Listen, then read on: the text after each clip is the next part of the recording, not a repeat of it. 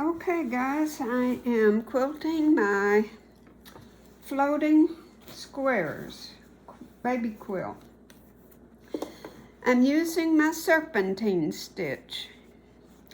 I love it, and my viewers that watch all the time know that I use it a lot.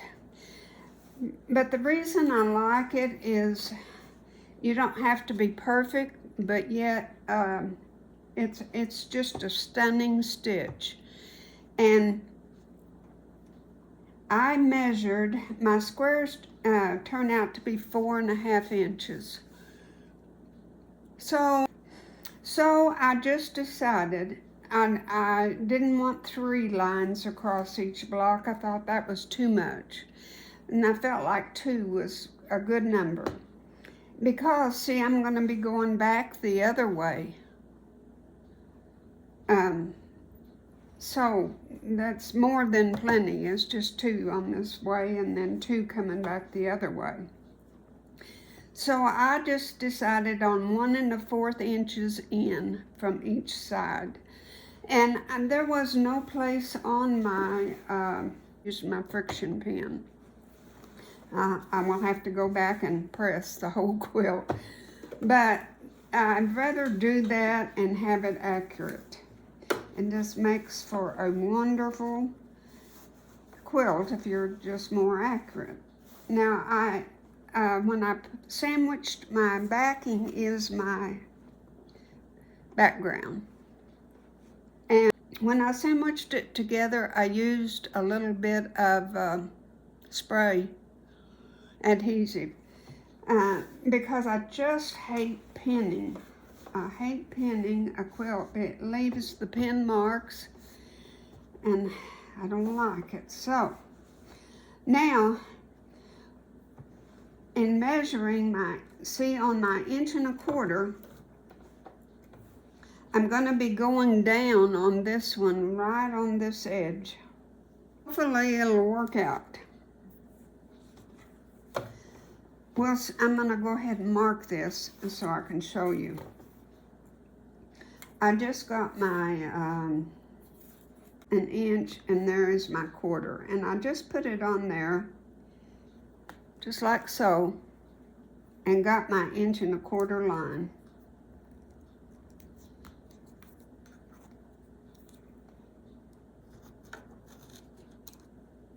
And very, lightly mark it. It'll show up good enough for you. And then I just marked 1 block at a time. I felt like I had more control over everything just doing 1 block at a time. I keep my line right in the center of my walking foot, right dead center. And I also pulled up my thread. There I go. All right, got it pulled up. And on my machine, it makes a locking stitch. And I've got it pretty much smoothed in the back, It's got a good back. And I'm ready to go.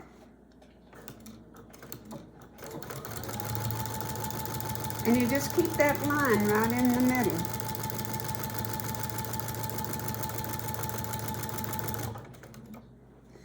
And then I mark the next one.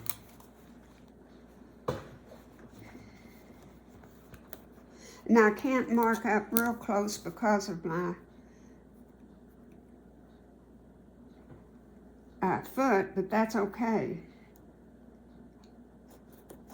I can eyeball it. No, let's see how this works on this one. It's going to barely go over that. And that's all right, I guess. I didn't know how that was going to work, to be honest.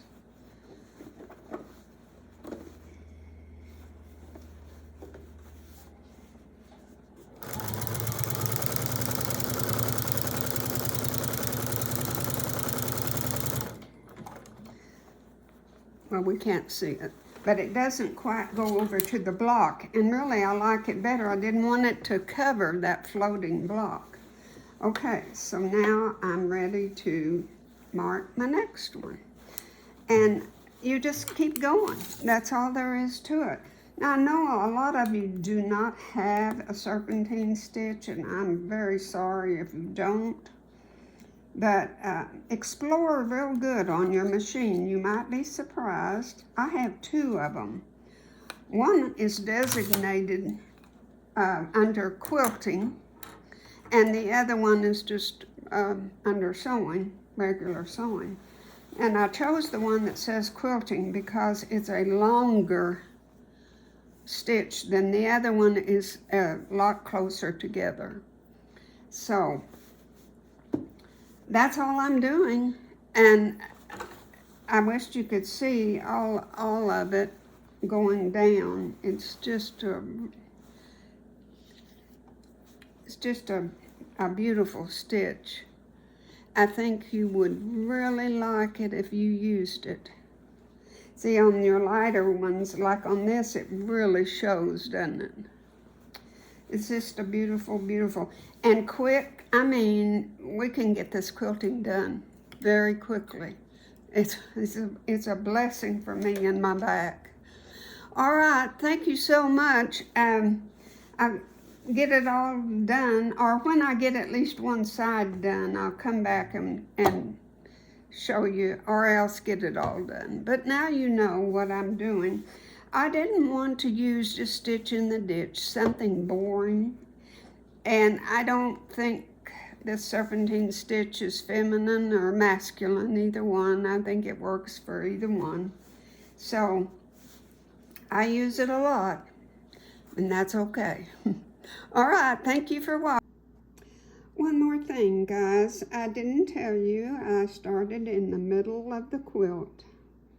You should always do that and go outward. I am going from the middle to my right.